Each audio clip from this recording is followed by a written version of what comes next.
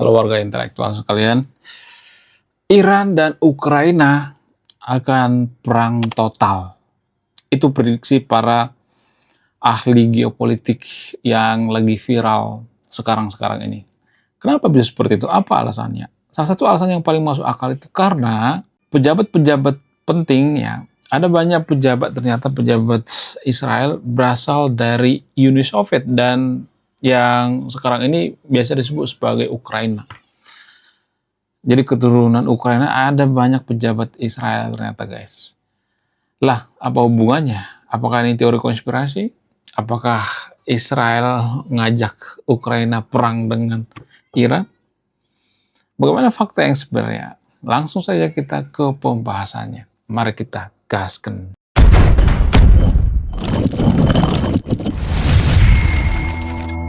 Kita tahu bersama bahwa Ukraina membombardir kapal kargo Iran. Walaupun Ukraina mengatakan, kita nggak tahu bahwa itu kapal Iran.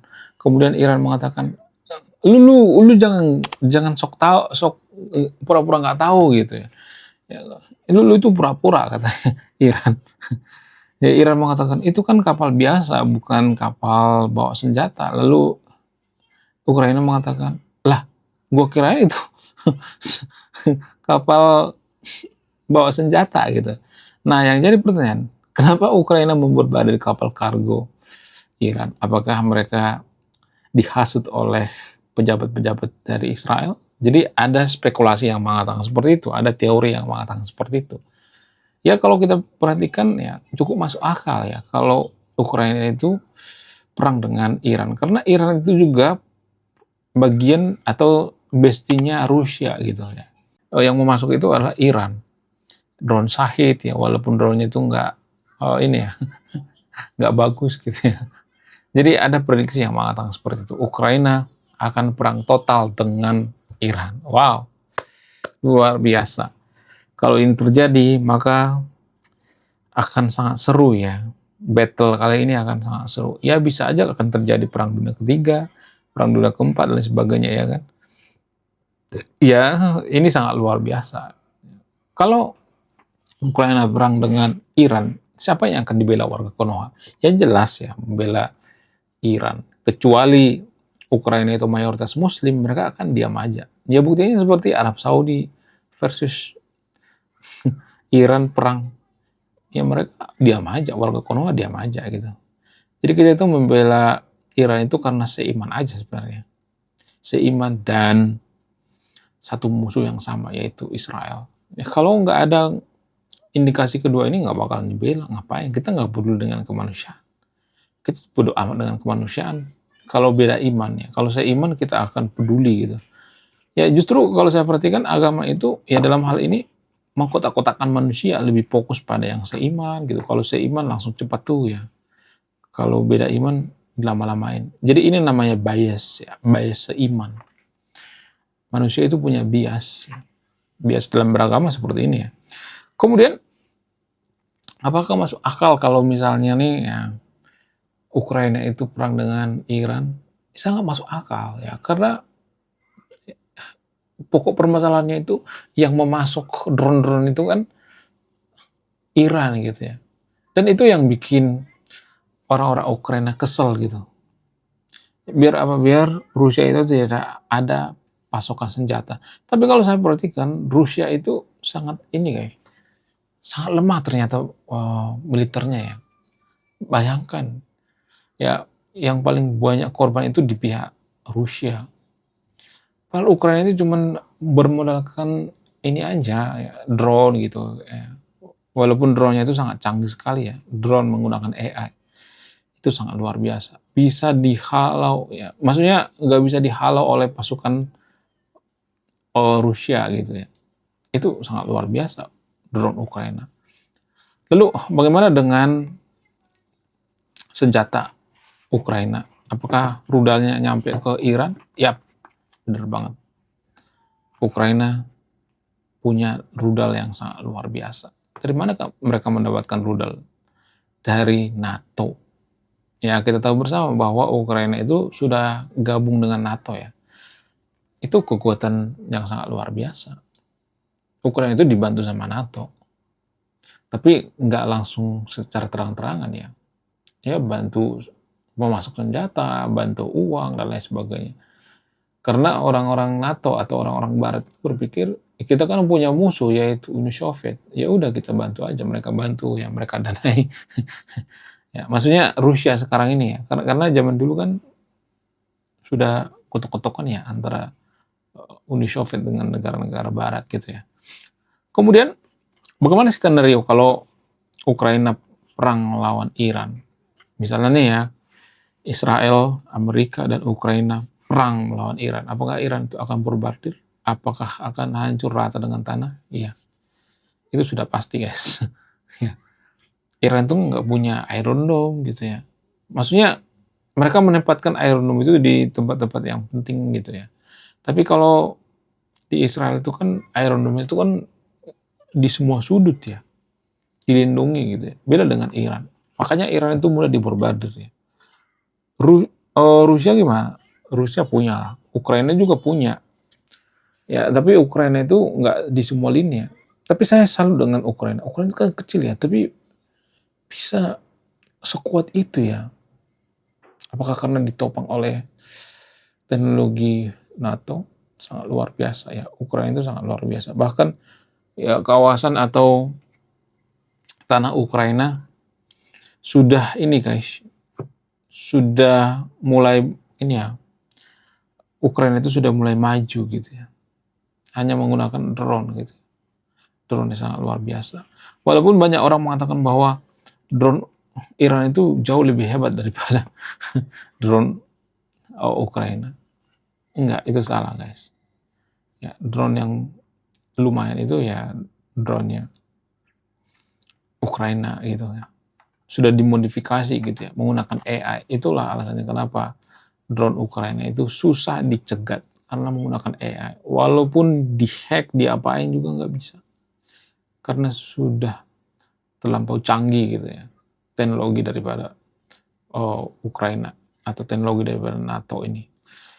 Kemudian selain itu ya, ada rumor yang mengatakan bahwa Ukraina sebenarnya dijebak oleh Israel gitu ya. Jadi Israel itu dapat informasi gitu ya dari orang tertentu lah, informan mereka gitu ya, dapat informasi bahwa akan ada pengiriman senjata dari Iran ke Rusia gitu ya, melalui Laut Kaspia gitu. Itu bisa dilacak ternyata guys ya, oleh intelijen Israel. Ya seperti biasa Israel itu difitnah gitu ya. Saya tidak berpihak pada siapapun di sini, nomor onnya, tapi Israel itu sedikit-sedikit difitnah. Ya kalau ada masalah Israel yang salah gitu. Ya, jadi dipojokin terus gitu. Ini sangat tidak bagus guys ya bagi warga Konoha. Cara berpikir kita itu rusak ya kalau sedikit-sedikit yang salah Israel. Ya menurut kalian gimana? Coba tulis di komentar ya. Kalau saya perhatikan di Konoha itu dulu presiden Ukraina itu diolok-olok ya, diejek ya. Oh itu cuma pelawak doang katanya gitu. Tapi kita perhatikan sekarang ini presiden Ukraina itu paling kekeh gitu ya. Untuk apa? Untuk mempertahankan argumennya. Bahkan Donald Trump sekalipun bisa dilawan guys ya, debat ya. Ya. Kemudian selain itu ya, kalau saya perhatikan Rusia ini memang benar-benar parah ya sekarang ya. Bertahannya parah banget. Bahkan rumahnya juga ada yang dibakar tuh ya. Rumah Putin gitu, rumah kepresidenan Putin. Waduh. Ya, menggunakan drone apa? Drone kamikaze. Wah, sangat luar biasa. Drone Ukraina. Gila, luar biasa. Kemudian selain itu mereka juga pakai otak gitu ya, memutar otak. Ya, dengan cara apa? Dengan cara bikin jaring-jaring ya. Jadi di Ukraina itu sudah bikin jaring-jaring guys ya. Ketika ada drone, mereka bisa ini guys ya, bisa survive gitu ya. Kemudian yang paling parah itu adalah Korea Utara. Korea Utara dan Rusia itu kan bergabung ya. Maksudnya ada anggota atau orang Korea Utara itu yang gabung dengan Rusia. Tahu apa yang terjadi? Mereka jadi ini guys ya. Jadi dimain-mainin gitu ya. dijadikan di garda terdepan gitu ya, hangus lah ya, hancur lah. Mereka nggak ngerti drone gitu ya. Mereka mungkin kali nggak punya YouTube ya, mereka nggak nonton YouTube gitu. Mereka nggak bisa membedakan mana drone, mana pesawat terbangnya. Bahkan mereka kadang lari gitu ya. Aduh, dikejar-kejar sama drone gitu. Luar biasa emang. Mudah-mudahan ya jangan sampai Konoha seperti itu ya. Kalau Konoha dibombardir oleh Amerika, dibombardir oleh negara Ukraina sekalipun, kita bisa keok guys. Kekuatan militer kita itu salah satu yang paling rendah ya. Kita kan menangnya jumlahnya aja kan. Kalau kualitas kita nggak terlalu kok. Kita masih mengandalkan fisik, sementara perang di luar negeri itu mengandalkan drone, teknologi gitu ya, penelitian ya. Itu yang susah dipahami guys. Penelitian-penelitian tentang teknologi gitu. Ya. Menurut kalian gimana? Coba tulis di komentar ya. Jadi guys, ini cuma prediksi ya, bukan fakta yang sebenarnya. Bisa dikatakan ini prediksi sementara ya. Ini prediksi saya. Walaupun jumlah ini akan terjadi cuma 10-50% gitu, nggak sampai 100%. Tapi kalau saya perhatikan, ya Ukraina itu layak diapresiasi. Ya, bukan karena warga Konoha, maksudnya bukan karena umat Kristen membela Ukraina, tapi pada faktanya kalau kita perhatikan lebih banyak kok orang Kristen di Rusia gitu ya. Orang Ukraina nggak terlalu serius dalam beragama ya. Tapi yang salah itu bisa dikatakan Rusia yang pertama kali memborbardir Ukraina. Wah, gila, luar biasa. Akhirnya buku kedua dan ketiga gua rilis juga. Buku kedua gua ini judulnya Budi Tanpa Pekerti. Dari judulnya sudah menarik. Dan kisah daripada buku ini sangat-sangat dilematis sekali. Di mana karakter dalam buku ini bercerita, ada dua pilihan yang sangat sulit. Yang pertama, ketika seorang tokoh dalam buku ini tidak bawa-bawa agama saat kampanye, maka dia bisa dipastikan kalah. Tapi ketika bawa-bawa agama dalam kampanye, ketika dia bawa-bawa kalimat insya Allah, maka dia bisa dipastikan menang. Nah, yang jadi pertanyaan, kalau Anda di posisi karakter dalam buku ini, mana yang Anda pilih? Ini temanya sangat cocok dengan tema channel ini, bahas tentang agama. Kemudian tidak hanya ini juga menarik guys ya, Tanah Luka. Dari judulnya juga udah kelihatan ya, ini cerita penuh dengan luka. Dimana kisah dalam buku ini ada seorang kiai yang sangat-sangat dilematis. Dia bingung memilih antara menyelamatkan hutan atau menyelamatkan 1000 anak yatim. Jadi kalau Anda di posisi buku ini, mana yang Anda pilih? Nah, yang menarik dari kedua buku ini adalah menggunakan sudut pandang sastra Nobel. Kapan lagi ya kan baca buku yang setara dengan buku Nobel. Wow, luar biasa. Silahkan di check out sekarang juga. Kalau nggak di check out juga nggak apa-apa. Karena saya nulis buku itu bukan nyari duit sebenarnya.